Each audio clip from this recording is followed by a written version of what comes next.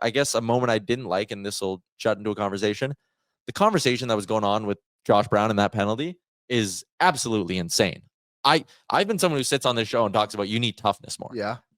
Yes, you need to stand up for your teammates and show that teams don't get to mess with the Edmonton Oilers. Stand up for your goalie. When someone gets run, like McDavid the other day, or when he gets thrown down, like Kapanen did, jump in there and get a guy.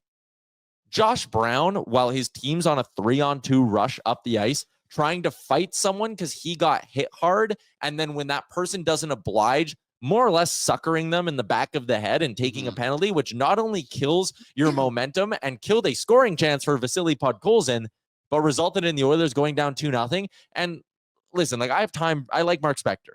We've had him on the show before. Yeah.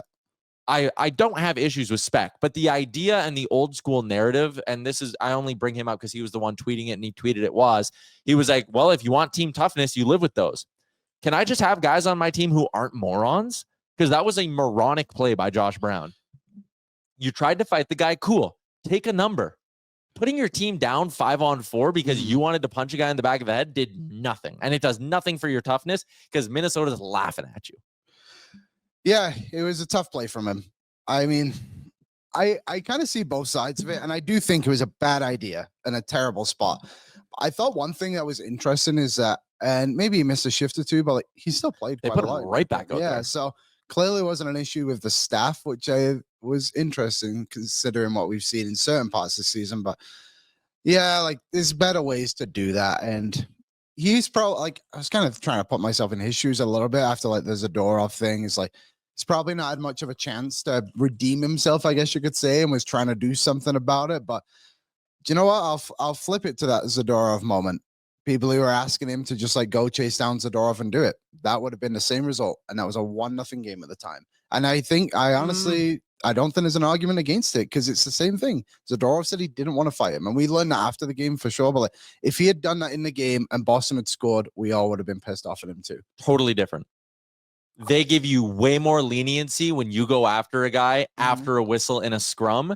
You can go get a clean shot in on Zadorov, and they won't call it. Look at the Kapanen play, right? So Kapanen grabs Laferriere. They end up taking them both.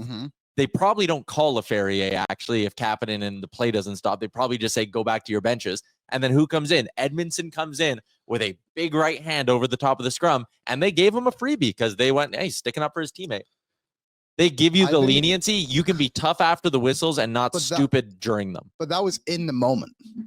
Like that, Brown wasn't on the ice for the Zadorov thing, of course. So, like, but like, if that had happened later in the game, though, like you just said, they only gave Brown the rough there.